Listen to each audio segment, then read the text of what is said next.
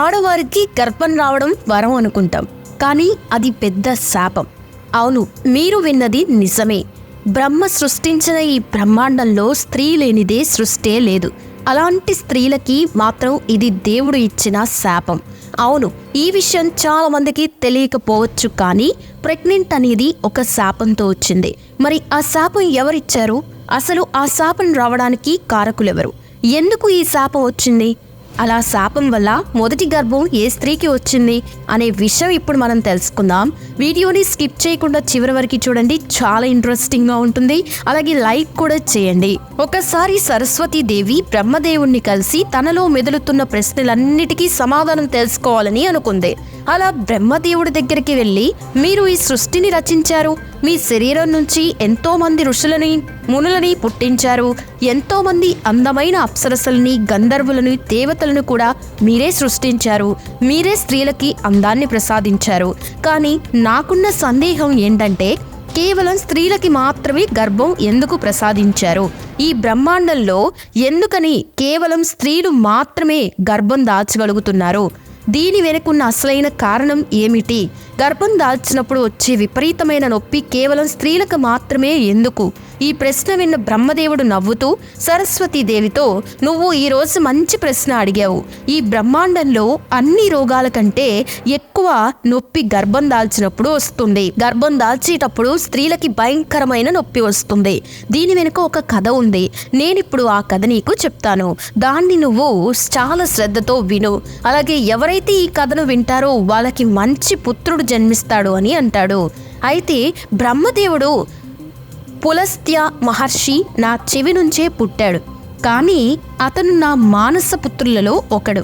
నేను అతనికి ఎన్నో విద్యలు ప్రసాదించాను.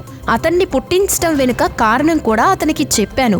అలా ఈ లోక కళ్యాణం కోసం జీవితాంతం తపస్సు చేయమని నేను అతనికి చెప్పాను. అలా అతను తన బాధ్యతను నిర్వర్తించడానికి సిద్ధమై నేను చెప్పినట్టుగానే పులస్త్య మహర్షి సుమేరు పర్వతం దగ్గర తపస్సు చేయడానికి బయలుదేరాడు అని అంటాడు. అలా అక్కడ తనకి ఒక ఆశ్రమాన్ని నిర్మించుకొని ఒకరోజు ఘోర తపస్సు చేయడం మొదలుపెట్టాడని. ఇక ఆ సమయంలో చాలా మంది గంధర్వులు, దేవతలు, దానవులు ఆ ప్రదేశంలో తిరగడానికి వచ్చి వాళ్ళందరూ అల్లరి చేసి పులస్త్య మహర్షి తపస్సును భంగపరచాలనుకున్నారని అంటాడు. అలా వాళ్ళు చాలాసార్లు పులస్త్య మహర్షిని ఇబ్బంది పెట్టాలని ప్రయత్నించారు.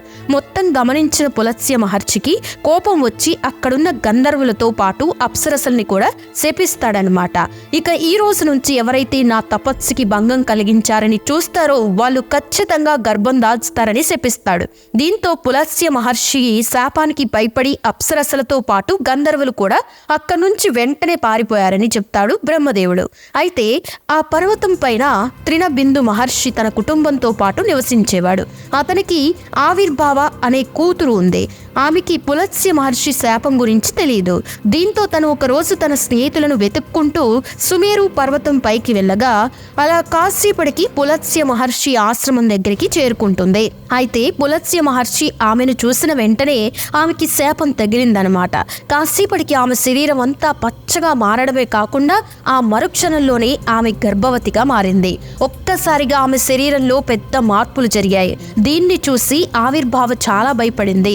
అంతలోనే తన స్నేహితులు ఆవిర్భావ దగ్గరికి వచ్చారు. వెంటనే ఆవిర్భావ జరిగిందంతా తన స్నేహితులకి చెప్పింది. కాసేపటికి ఆవిర్భావ తన స్నేహితులతో కలిసి తండ్రి దగ్గరికి వెళ్ళింది. అక్కడికి వెళ్ళి తన తండ్రికి జరిగిందంతా చెప్పింది.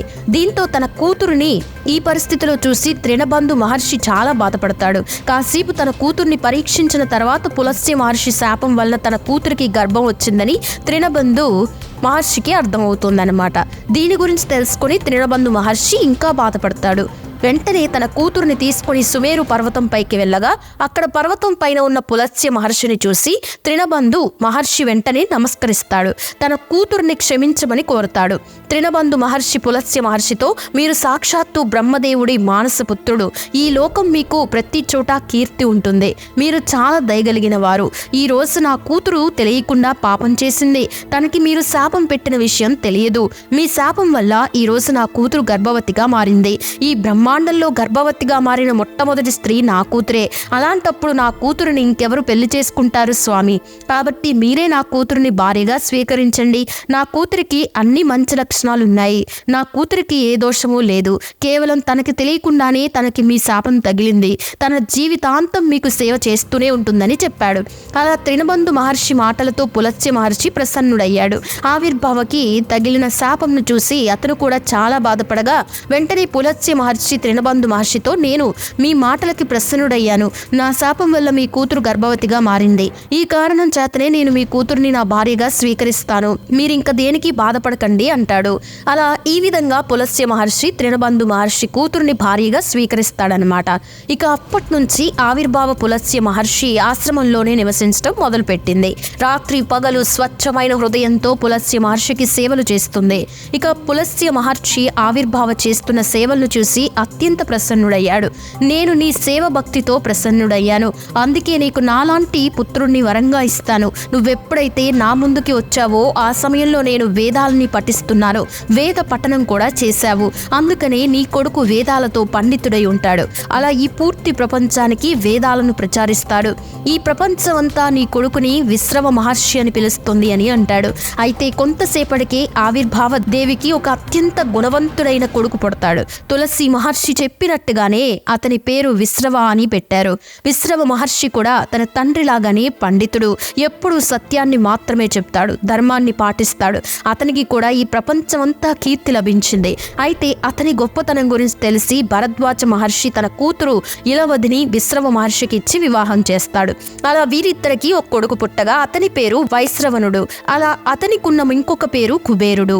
అయితే కుబేరుడి గురించి అందరికీ ఎంతో కొంత తెలిసే ఉంటుంది కదా. అయితే ఒకరోజు కుబేరుడు బ్రహ్మదేవుడిని ప్రసన్నం చేసుకోవడానికి కఠోర తపస్సు చేస్తాడనమాట.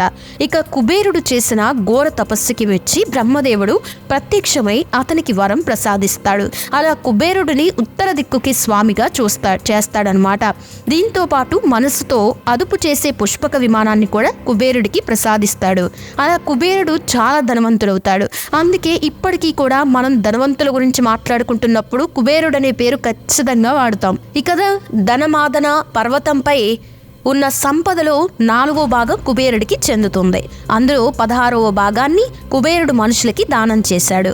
అయితే విశ్రవ మహర్షి 2వ భార్య ఉండగా ఆమె పేరు కైకస్సి. ఇక ఒకసారి శివుడు పార్వతీదేవి కోసం అత్యంత సుందరమైన మహల్ని నిర్మించాడు. ఇక దాని పేరే లంక. అయితే ఆ మహల్ గృహ ప్రవేశం చేసినప్పుడు శివుడు విశ్రవ మహర్షిని కూడా ఆహ్వానిస్తాడు. ఇక విశ్రవ మహర్షి తన భార్య కైకస్సితో కలిసి లంక గృహ ప్రవేశానికి వస్తాడు. దీంతో శివుడు ఏం కావాలో కోరుకోమని విశ్వ మహర్షి చెప్పినప్పుడు వెంటనే అతని భార్య కైకస్సి లంకని దానం చేయమని కోరుతుంది. దీంతో శివుడు ఏమాత్రం ఆలోచించకుండా, కనీసం పార్వతీదేవి గురించి కూడా ఆలోచించకుండా లంకని దానం చేస్తాడు. దీనివల్ల పార్వతీదేవికి బాగా కోపం వచ్చి కైకస్సిని శపిస్తుంది. ఈ రోజు నువ్వు నా భర్త దగ్గర నుంచి లంకని దానంగా తీసుకున్నావు. ఏదో ఒక రోజు నా భర్త వల్లే నీ లంక పూర్తిగా కాలి బూడిదైపోతుందని శపిస్తుంది. ఆ తర్వాత విశ్రవ మహర్షి శివుడు ప్రసాదించిన బంగారు లంకని తన కొడుకు కుబేరుడికి ఇస్తాడు. కానీ తర్వాత కైకస్సి కొడుకు ఆయన రావణాసురుడు కుబేరుడికి దగ్గర నుంచి ఆ లంకని బలవంతంగా లాక్కుంటాడు. కేవలం లంకను మాత్రమే కాదు, కుబేరుడి దగ్గర నుంచి పుష్పక విమానాన్ని కూడా తీసుకుంటాడు. కానీ త్రేతాయుగంలో శివుని అవతారమైన హనుమంతుడు లంకని పూర్తిగా కాల్చేస్తాడు. అలా పార్వతీదేవి శపించినట్టుగానే లంక శివుడి అవతారం వల్లనే కాలి బూడిదైపోతుందన్నమాట. బ్రహ్మదేవుడు ఈ విధంగా సరస్వతీదేవితో చెప్పాడు, పులస్త్య మహర్షి శాపం వల్లనే ఈ ప్రపంచంలో అందరు స్త్రీలకి గర్భం వస్తుంది. అందుకని ఈ లోకంలో స్త్రీలకి నేను ఎక్కువ నొప్పిని తట్టుకోగల శక్తిని ప్రసాదించాను. వాళ్ళల్లో నొప్పిని తట్టుకునే శక్తి పురుషుల కంటే చాలా ఎక్కువగా ఉంటుంది. అందుకనే స్త్రీని సృష్టించడానికి నాకు ఎక్కువ సమయం పట్టింది. గర్భం దాల్చడం అనేది స్త్రీలకి దొరికిన శాపం. కానీ నిజంగా చెప్పాలంటే గర్భం దాల్చడం అనేది స్త్రీలకు దొరికిన వరం. నేను స్త్రీలలో ప్రేమ, ఆప్యాయతలు లాంటి భావన కల్పించాను. దీనివల్ల వాళ్ళు తమ పిల్లల ఆలన పాలన చూసుకోగలరు. ఈ సంసారానికి ఆధారమే స్త్రీలు. అందుకని నేను సృష్టించిన రచనలలో స్త్రీలకి అత్యంత శ్రేష్టమైన వారిగా భావిస్తాను. ఈ విధంగా పులస్త్య మహర్షి ఇచ్చిన శాపం వలన ఈ లోకంలో స్త్రీలు గర్భవతులవుతున్నారు అని బ్రహ్మదేవుడు అంటారు. చూసారుగా ఫ్రెండ్స్, మరి మీరు ఈ వీడియో పట్ల ఏమనుకుంటున్నారో కామెంట్స్లో తెలపండి. అలాగే వీడియో నచ్చితే లైక్ చేయండి, షేర్ చేయండి, ఛానల్ని సబ్స్క్రైబ్ చేసుకోండి.